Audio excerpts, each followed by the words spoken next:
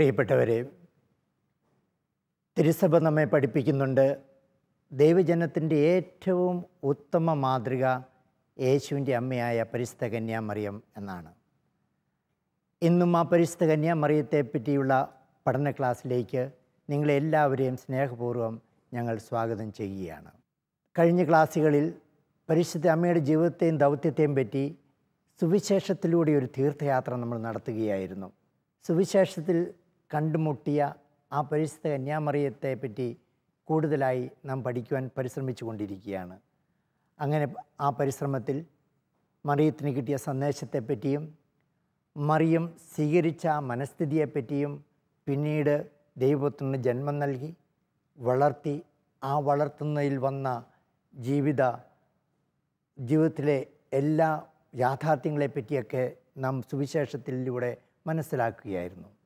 ഇന്ന് പ്രത്യേകമായി യേശുവിൻ്റെ 12-ാം വയസ്സിൽ സംഭവിക്കുന്ന ആ ജെറുസലേം ദേവാലയത്തിലെ സന്ദർശനത്തെപ്പറ്റിയും പിന്നീടുണ്ടായ സംഭവത്തെപ്പറ്റിയുമാണ് നാം ഇന്ന് പഠിക്കുവാൻ പോകുന്നത്. സുവിശേഷം അധ്യായം 2 ഇതേപ്പറ്റി പറയുന്നത്. 41 മുതലുള്ള വാക്യങ്ങളിൽ യേശുവിൻ്റെ മാതാപിതാക്കന്മാർ ആണ്ടുതോറും പെസഹ തിരുനാളിന് ജെറുസലേമിൽ പോയിരുന്നു. അതനുസരിച്ച് യേശുവിന് 12 വയസ്സായപ്പോൾ അവർ പോയി. അന്നത്തെ ഒരു മതാചാരമായിരുന്നു, പ്രത്യേകിച്ച് ജെറുസലേം ദേവാലയത്തിന് 15 കിലോമീറ്റർ ഉള്ളവർക്ക് നിർബന്ധമായും ജെറുസലേം ദേവാലയത്തിൽ പെസഹ തിരുനാളിന് പോകണമെന്നുണ്ടായിരുന്നു. മാത്രമല്ല, അന്നും ഇന്നും യഹൂദ ജനങ്ങളുടെ ഏറ്റവും അഭിമാനകരമായ കാര്യമാണ് പെസഹ തിരുനാളിൽ ജെറുസലേമിൽ എത്തിച്ചേരുക എന്നത്. യഹൂദ പാരമ്പര്യത്തോടും നിയമത്തോടും വളരെ വിശ്വസ്തരായിരുന്ന യൗസപിതാവും മാതാവും യേശുവിനെയും കൊണ്ട് പോവുകയാണ് ഈ ജെറുസലേം ദേവാലയത്തിൽ. എന്നാൽ അവിടെ ചില സംഭവങ്ങൾ നടന്നു. അവർ തിരിച്ചു പോന്നപ്പോൾ യേശു അവരുടെ കൂടെയില്ലായിരുന്നു. അതേപ്പറ്റി 46 മുതലുള്ള വാക്യങ്ങളിൽ കൊടുത്തിട്ടുണ്ട്. അതൊന്ന് വായിക്കാമോ? വിശുദ്ധ ലൂക്ക എഴുതിയ സുവിശേഷം 2-ാം അധ്യായം 46 മുതലുള്ള വാക്യങ്ങൾ. 3 ദിവസങ്ങൾക്ക് ശേഷം അവർ അവനെ ദേവാലയത്തിൽ കണ്ടെത്തി. അവൻ ഉപാധ്യായന്മാരുടെ ഇടയിലിരുന്ന് അവർ പറയുന്നത് കേൾക്കുകയും അവരോട് ചോദ്യങ്ങൾ ചോദിക്കുകയും ചെയ്യുകയായിരുന്നു. കേട്ടവരെല്ലാം അവൻ്റെ ബുദ്ധിശക്തിയിലും മറുപടികളിലും അത്ഭുതപ്പെട്ടു. അവനെ കണ്ടപ്പോൾ മാതാപിതാക്കൾ വിസ്മയിച്ചു. അവൻ്റെ അമ്മ അവനോട് പറഞ്ഞു, മകനെ, നീ ഞങ്ങളോട് ഇങ്ങനെ ചെയ്തതെന്ത്? നിന്റെ പിതാവും ഞാനും ഉത്കണ്ഠയോടെ നിന്നെ അന്വേഷിക്കുകയായിരുന്നു. അവൻ അവരോട് ചോദിച്ചു, നിങ്ങൾ എന്തിനാണ് എന്നെ അന്വേഷിച്ചത്? ഞാൻ എൻ്റെ പിതാവിൻ്റെ കാര്യങ്ങളിൽ വ്യാപൃതനായിരിക്കേണ്ടതിന് നിങ്ങൾ അറിയുന്നില്ലേ? അവൻ തങ്ങളോട് പറഞ്ഞതെന്തെന്ന് അവർ ഗ്രഹിച്ചില്ല. ഒരുപക്ഷെ നമ്മുടെയൊക്കെ മനസ്സിലൊരു ചോദ്യം വരാം, എപ്രകാരം ഇത് സംഭവിച്ചു? സാധാരണ മാതാപിതാക്കൾ പോകുമ്പോൾ ഒന്നിച്ച് പോകുന്നു, ഒന്നിച്ച് വരുന്നു. ഇതേപ്പറ്റി വ്യക്തമായി ലൂക്കാ സുവിശേഷം നൽകുന്നില്ലെങ്കിലും ബൈബിൾ പണ്ഡിതന്മാർ പറയുന്ന ഇതാണ്. അന്നത്തെ രീതി അനുസരിച്ച് ദേവാലയത്തിലെ ഈ സന്ദർശനത്തിന് ശേഷം സ്ത്രീജനങ്ങൾ ആദ്യം പോയിക്കൊണ്ടിരുന്നു. പിന്നെ കാരണം ദീർഘയാത്രയായിരുന്നു, നടന്നു പോകണമായിരുന്നു. പിന്നീടാണ് പുരുഷന്മാർ വരുന്നത്. അപ്പോൾ അങ്ങനെയാണെങ്കിൽ ആദ്യം മാതാവൊക്കെ കടന്നുപോയി. അപ്പോൾ യോസേപ്പിതാവ് വിചാരിച്ചു യേശു മാതാവിൻ്റെ ഒപ്പമായിരിക്കുമെന്ന്. മാതാവ് കരുതി യോസേപ്പിതാവിൻ്റെ ഒപ്പമായിരിക്കുമെന്ന്. അതാണ് ഒരു വസ്തുത ഇതേപ്പറ്റി ബൈബിൾ പണ്ഡിതന്മാർ കൊണ്ടുവരുന്നത്. എന്തായാലും യാഥാർത്ഥ്യം ഇതാണ്, അവർ നടന്നു, പക്ഷേ യേശു ദേവാലയത്തിൽ അവിടെ ഉണ്ടായിരുന്നു. സുവിശേഷത്തിൽ നാം കാണുന്നത് മേരിയും യോസേപ്പും ഒരു പ്രത്യേക സ്ഥലത്ത് വന്ന് ഒന്നിച്ചപ്പോൾ അവർക്ക് മനസ്സിലായി അവരുടെ പുത്രൻ യേശു അവരുടെ ഇല്ല എന്ന്. അവർ ആകുലചിത്തരായി തിരിച്ച് ജെറുസലേം ദേവാലയത്തിലേക്ക് ചെല്ലുകയും അവിടെ മകനെ കണ്ടെത്തുകയും ചെയ്യുകയാണ്. അപ്പോൾ ആ മകൻ അവിടുത്തെ ദേവാലയത്തിലുള്ള ജനങ്ങളുമായി സംസാരിച്ചു കൊണ്ടിരിക്കുന്നു. അപ്പോൾ ആ മകനോട് അമ്മ വേദനയോടെ ചോദിക്കുന്നൊരു ചോദ്യമുണ്ട്. അതാണ് നാം ഇപ്പോൾ വായിച്ചു കേട്ടത്. മകനെ, നീ ഞങ്ങളോട് ഇങ്ങനെ ചെയ്തത് എന്ത്? ഇതൊരു വലിയ ചോദ്യമായിരുന്നു. ഒരുപക്ഷെ കഴിഞ്ഞ ക്ലാസ്സിൽ നാം പറഞ്ഞല്ലോ, മേരിയുടെ ഹൃദയത്തിൽ കൂടി ഒരു വാൾ കടന്നു പോയെന്ന്. അതിലൊരു വാളായിരിക്കാം ഇത്. അപ്പോൾ യേശു അമ്മയ്ക്ക് ഉത്തരം കൊടുക്കുകയും ചെയ്യുന്നുണ്ട്. താനും തൻ്റെ ദൗത്യവുമായി എത്രമാത്രം ബന്ധപ്പെട്ടാണ് ഇരിക്കുന്നത് എന്നതിനെ കാണിച്ചുകൊണ്ട്. അതാണ് സുവിശേഷകൻ പിന്നീട് വിശദീകരിക്കുന്നത്. വിശുദ്ധ ലൂക്ക എഴുതിയ സുവിശേഷം 2-ാം അധ്യായത്തിൽ ബാലനായ യേശു ദേവാലയത്തിൽ എന്നതാണല്ലോ നമ്മുടെ ഇന്നത്തെ വിഷയം. അതിനകത്ത് 48-ാമത്തെ വാക്യം ഇങ്ങനെ പറയുന്നുണ്ട്: അവൻ്റെ അമ്മ അവനോട് പറഞ്ഞു, മകനെ, നീ ഞങ്ങളോട് ഇങ്ങനെ ചെയ്തതെന്ത്? നിന്റെ പിതാവും ഞാനും ഉത്കണ്ഠയോടെ നിന്നെ അന്വേഷിക്കുകയായിരുന്നു. അവൻ അവരോട് ചോദിച്ചു, നിങ്ങൾ എന്തിനാണ് എന്നെ അന്വേഷിച്ചത്? ഞാൻ എൻ്റെ പിതാവിൻ്റെ കാര്യങ്ങളിൽ വ്യാപൃതനായിരിക്കേണ്ടതാണെന്ന് നിങ്ങൾ അറിയുന്നില്ലേ? അവൻ തങ്ങളോട് പറഞ്ഞതെന്തെന്ന് അവൻ ഗ്രഹിച്ചില്ല. ഈ ഭാഗത്തിലൂടെ കടന്നുപോയപ്പം എൻ്റെ മനസ്സിലുണ്ടായ ഒരു ചിന്തയാണ്, ബാലനായ യേശു അപ്പോൾ മാതാപിതാക്കൾക്ക് അവർ പറയുന്നത് കേട്ടല്ല ജീവിച്ചിരുന്നത്. അനുസരണ ഇല്ലാത്തൊരു പുത്രനായിട്ടാണോ കാണിക്കുന്നത്? കാരണം 51-ാമത്തെ വാക്യത്തിൽ പറയുന്നുണ്ട്, പിന്നെ അവൻ അവരോടൊപ്പം പുറപ്പെട്ട് നസറത്തിൽ വന്ന് അവർക്ക് വിധേയനായി ജീവിച്ചു. അപ്പോൾ ഈ സംഭവത്തിന് മുമ്പ് വിധേയനായിട്ടല്ലേ ജീവിച്ചത്? അതാണ് എൻ്റെ ഒന്നാമത്തെ സംശയം. രണ്ടാമത്തെ സംശയം, അവൻ തങ്ങളോട് പറഞ്ഞതെന്തെന്ന് അവർ ഗ്രഹിച്ചില്ല. അതായത് ഒരു പ്രശ്നം ഉണ്ടായി, യേശു തന്നെ ഒരു എക്സ്പ്ലനേഷൻ കൊടുത്തു, പക്ഷെ അത് അവർക്ക് എന്താണെന്ന് മനസ്സിലായില്ല. എന്തുകൊണ്ടാണ് അവർക്ക് മനസ്സിലാവാഞ്ഞത്? ഈ 2 സംശയങ്ങളും അച്ഛൻ എനിക്കൊന്ന് വിശദീകരിച്ചു തരാമോ? ഒന്നാമത്തെ കാര്യം, നമ്മളിത് മനസ്സിലാക്കേണ്ടത് ഈ സംഭവം എപ്പോൾ നടക്കുന്നു? ബേത്ലഹേമിനും ജെറുസലേമിനും ഇടയിലാണ് എന്ന് പറഞ്ഞു കഴിഞ്ഞാൽ യേശുവിൻ്റെ ജനനത്തിനും യേശുവിൻ്റെ മരണത്തിനും ഇടയ്ക്കുള്ള ഒരു സംഭവമാണ് യേശുവിൻ്റെ 12-ാം വയസ്സ് എന്ന് പറയുന്നു. അത് ജീവിതത്തിലെ ഒരു പുതിയ കാലഘട്ടത്തിലേക്ക് പ്രവേശിക്കുകയാണ്. ഇവിടെ മകനെ, നീ എന്തുകൊണ്ട് ഇങ്ങനെ ചെയ്തു? സ്വാഭാവികമായി ഒരമ്മയ്ക്കും ഒരപ്പനും ഉണ്ടാകുന്ന ആ വിചാരങ്ങളാണ്, ആ വേദനയാണ്, ഉത്കണ്ഠയാണ് ഇവിടെ കാണുന്നത്. അത് മേരിക്കും ഉണ്ടായിരുന്നു. അതാണ് തൻ്റെ പ്രിയപുത്രനോട് അമ്മ പറയുന്നത്. അപ്പോൾ യേശുവിൻ്റെ ആ പ്രതികരണം, നിങ്ങൾ എന്തിനാണ് എന്നെ അന്വേഷിച്ചത്? ഞാൻ എൻ്റെ പിതാവിൻ്റെ കാര്യങ്ങളിൽ വ്യാപൃതനായിരിക്കേണ്ടതെന്ന് നിങ്ങൾക്കറിയുന്നില്ലേ? വേദനിപ്പിക്കുന്ന ഒരു ഉത്തരമാണത് സാധാരണഗതിയിൽ. ലൂക്കാ സുവിശേഷം ഇതിൻ്റെ പിന്നിൽ വലിയൊരു നിഗൂഢ രഹസ്യം ഒളിച്ചു വച്ചിട്ടുണ്ട്. അതായത് യേശു ഒന്ന് സ്വയമായി ഒരു ആത്മബോധത്തിലേക്ക് കടന്നു വരുന്ന നിമിഷങ്ങളാണത്. താൻ ദൈവപുത്രനാണെന്നും അതുപോലെ തന്നെ തനിക്കൊരു വലിയ ദൗത്യമുണ്ടെന്നും താൻ പിതാവുമായി എത്രമാത്രം ബന്ധപ്പെട്ടിരിക്കുന്നുമെന്നുള്ള ഒരു ആത്മബോധം ആ ജെറുസലേം ദേവാലയത്തിൽ വെച്ച് യേശുവിന് ഉണ്ടായി എന്നാണ് ഇതിൽ നിന്ന് മനസ്സിലാക്കുന്നത്.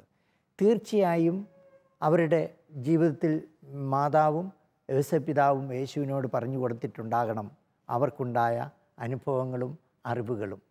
എങ്കിലും ഒരു ആത്മബോധത്തിലേക്ക് വരുന്ന ഒരു പ്രത്യേക നിമിഷമായിട്ടാണ് ലൂക്കാ സുവിശേഷം ഇവിടെ കൊണ്ടുവരുന്നത്. അതുപോലെ തന്നെ യേശു മനസ്സിലാക്കുന്നു, എൻ്റെ വലിയ ദൗത്യമുണ്ട്, ഞാനും പിതാവുമായിട്ടുള്ളൊരു വലിയ ബന്ധമുണ്ട്. അത് ഈ അമ്മയിൽ ആ പിതാവിൻ്റെ ബന്ധത്തിൽ നിന്നും അപ്പുറത്തുള്ളതാണ്. അതാണ് യേശു അവരോട് പറയുന്നത്. 12 വയസ്സുള്ള തൻ്റെ പുത്രൻ ഇത് പറഞ്ഞപ്പോൾ സ്വാഭാവികമായും മേരിക്കും യേശുപിതാവിനും അത് മനസ്സിലാക്കാൻ സാധിച്ചിട്ടുണ്ടാകില്ല. എന്താണ് ഈ പറഞ്ഞതിൻ്റെ അർത്ഥം? എന്നാൽ ശാസിക്കുന്നതായിട്ടോ അതല്ലെങ്കിൽ യേശുവിനെ കുറ്റപ്പെടുത്തുന്നതായിട്ടോ ഒന്നും അവിടെ കാണുന്നില്ല. അവർക്ക് മനസ്സിലായില്ല. ആ അജ്ഞതയെ അവർ സ്വയം സ്വീകരിക്കുകയാണ്. അതാണ് ഒന്നാമത്തെ ചോദ്യത്തിൻ്റെ ഉത്തരം. രണ്ടാമത് പറയുന്നുണ്ട്, അതിനുശേഷം അവർ അവരോടൊപ്പം പുറപ്പെട്ട് നസറത്തിൽ വന്ന് അവർക്ക് വിധേയനായി ജീവിച്ചു. അതും കാണിക്കുന്നത് യേശു എപ്രകാരം ലോകത്തിലേക്ക് കടന്നു വന്നു, എപ്രകാരം ജീവിച്ചു എന്നതിനെ സൂചിപ്പിച്ചുകൊണ്ടാണ്. ഉദാഹരണമായിട്ട് പറയുകയാണെങ്കിൽ പൗലോസിലെ ഗലാത്യക്കാർക്ക് എഴുതിയ ലേഖനത്തിൽ, ഫിലിപ്പിയർക്ക് എഴുതിയ ലേഖനത്തിൽ പറയുന്നുണ്ട്, യേശുക്രിസ്തുവിനുണ്ടായിരുന്ന ഈ മനോഭാവം നിങ്ങൾക്കും ഉണ്ടായിരിക്കട്ടെ. എന്താണ് മനോഭാവം? ദൈവത്തിൻ്റെ രൂപത്തിലായിരുന്നെങ്കിലും അവൻ ദൈവവുമായിട്ടുള്ള സമാനത നിലനിർത്തേണ്ട ഒരു കാര്യമായി പരിഗണിച്ചില്ല. തന്നെ തന്നെ ശൂന്യനാക്കിക്കൊണ്ട് ദാസൻ്റെ രൂപം സ്വീകരിച്ച് മനുഷ്യരുടെ സാദൃശ്യത്തിലായി തീർന്നു. ആകൃതിയിൽ മനുഷ്യനെ പോലെ കാണപ്പെട്ടു. മരണം വരെ, കുരിശ് മരണം വരെ അനുസരണമുള്ളവനായി തന്നെ തന്നെ താഴ്ത്തി. ഈ ഒരു മഹാസത്യം ലൂക്കാ സുവിശേഷൻ അതിന് മുമ്പിലേക്ക് കൊണ്ടുവരികയാണ്. വിധേയനായിട്ട് ജീവിച്ചു. തീർച്ചയായിട്ടും അതിനു മുമ്പിലും വിധേയനായി ജീവിച്ചു. അതുകൊണ്ടാണെന്നല്ലോ, അതിൻ്റെ വലിയൊരു അടയാളമാണല്ലോ മാതാപിതാക്കളുടെ കൂടെ യേശുവും ജെറുസലേം ദേവാലയത്തിലേക്ക് വരുന്നതും അവരോടൊപ്പം ചിലവഴിക്കുന്നതും പിന്നീട് അവരോടൊപ്പം പോകുന്നതും. തീർച്ചയായിട്ടും ആ വിധേയത്വം അന്നും പിന്നീടുള്ള ജീവിതത്തിലും ഉണ്ടായിരുന്നു. വിശുദ്ധ ലൂക്കയുടെ സുവിശേഷത്തിൽ 2-ാം അധ്യായം 51-ാം വാക്യത്തിൽ, പിന്നെ അവൻ അവരോടൊപ്പം പുറപ്പെട്ട് നസ്രത്തിൽ വന്ന് അവർക്ക് വിധേയനായി ജീവിച്ചു. അവൻ്റെ അമ്മ ഇക്കാര്യങ്ങളെല്ലാം ഹൃദയത്തിൽ സംഗ്രഹിച്ചു. ഈ ഹൃദയത്തിൽ സംഗ്രഹിക്കുക എന്നതുകൊണ്ട് വിശുദ്ധ ലൂക്കാ സുവിശേഷകൻ എന്താ അർത്ഥമാക്കുന്നത്? അച്ഛൻ ഒന്ന് വ്യക്തമാക്കി തരൂ. ഇത് നാം മനസ്സിലാക്കുന്നത് ലൂക്കായുടെ സുവിശേഷത്തിൽ 3-ാം അധ്യായത്തിൽ ഇത് കിടക്കുമ്പോഴാണ്. കാരണം 2-ാം അധ്യായം ഇവിടെ അവസാനിക്കുന്നു. 12-ാം വയസ്സിൽ അവർ ജെറുസലേം ദേവാലയത്തിൽ സന്ദർശിക്കുന്നു. പിന്നീട് തിരിച്ചു വന്ന് വിധേയനായി യേശു മാതാപിതാക്കളോടൊപ്പം ജീവിക്കുന്നു.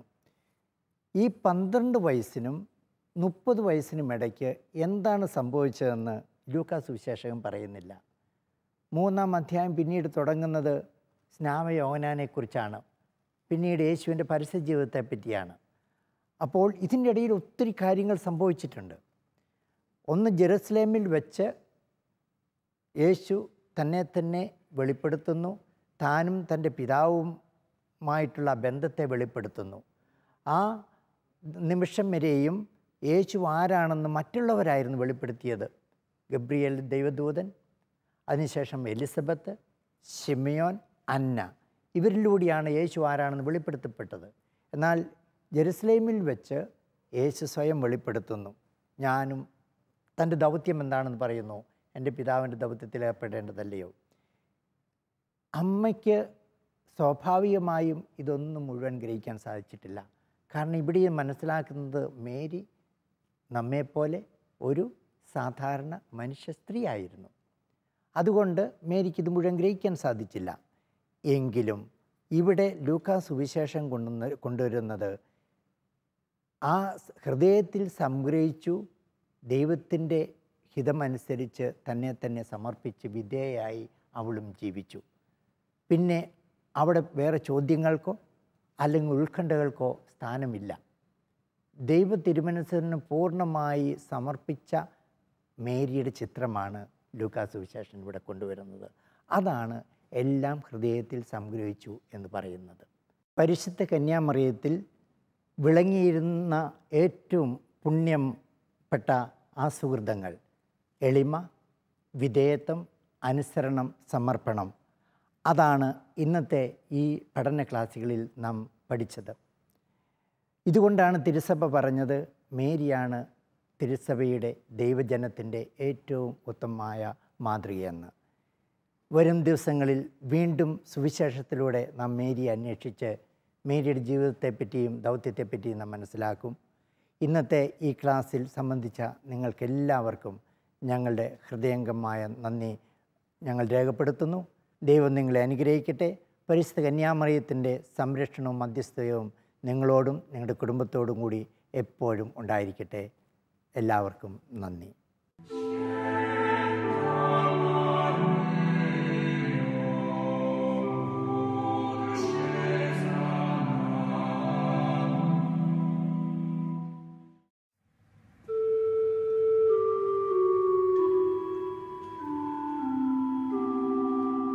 ഏറ്റവും നിർമ്മലയായ മാതാവ്. ലുത്തിനിയ രഹസ്യങ്ങളുടെ ആദ്യ ഭാഗത്തെ ഏറ്റവും വർണ്ണാഭമാക്കുന്ന ഭംഗിയുള്ള വിശേഷണമാണ് ഏറ്റവും നിർമ്മലയായ മാതാവ് എന്നത്.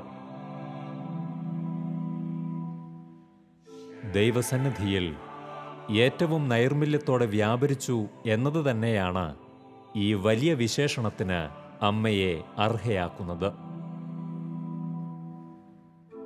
തിരുസഭയ്ക്ക് അമ്മ നൽകുന്ന ഏറ്റവും വലിയ സംരക്ഷണം അമ്മയുടെ നിർമ്മലമായ ഉടയാടയുടെ സംരക്ഷണമാകുന്നു.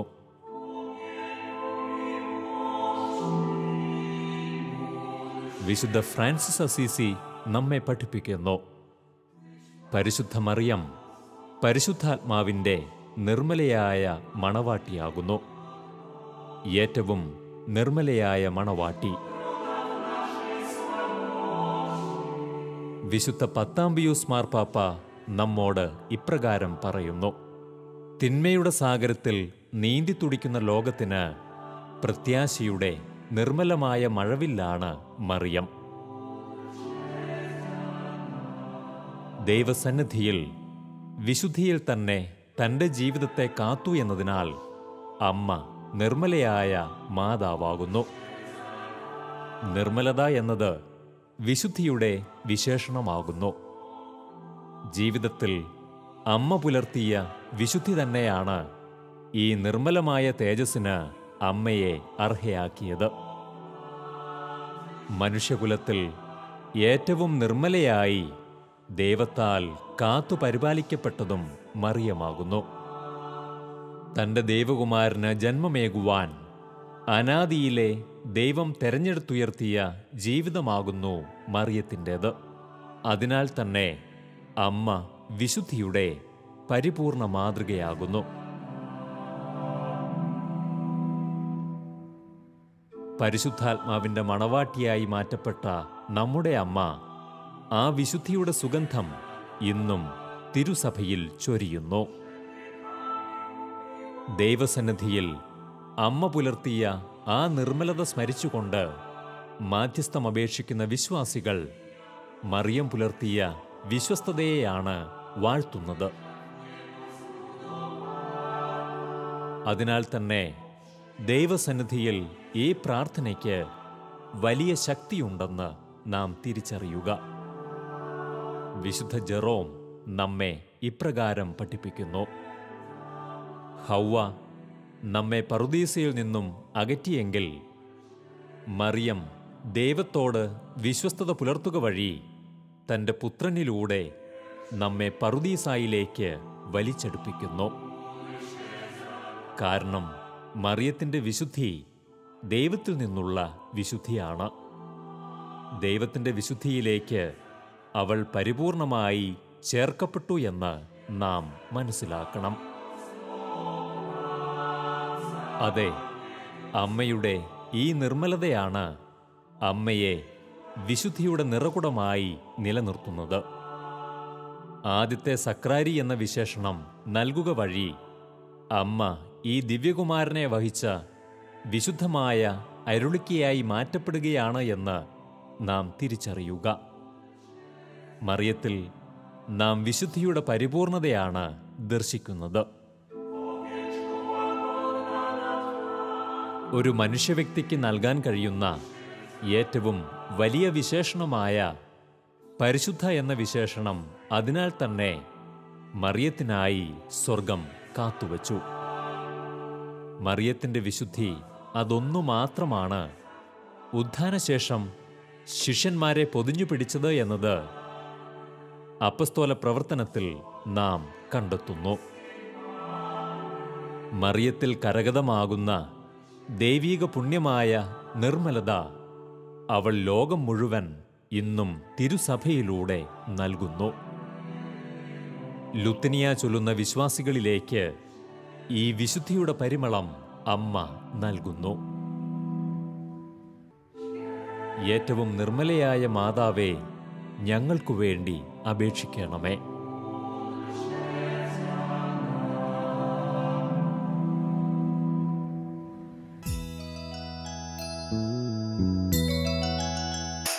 ഹൃദയം പകർന്നു വിളിക്കുമ്പോൾ അരികിൽ വരും അമലോത്ഭവയാമമ്മ. മിഴിനീരൊപ്പിത്തഴുകിത്തലോടും അനവദ്യ സ്നേഹമമ്മ. ഹൃദയം പകർന്നു വിളിക്കുമ്പോൾ അരികിൽ വരും അമലോത്ഭവയാമമ്മ. മിഴിനീരൊപ്പിത്തഴുകിത്തലോടും അനവദ്യ സ്നേഹമമ്മ.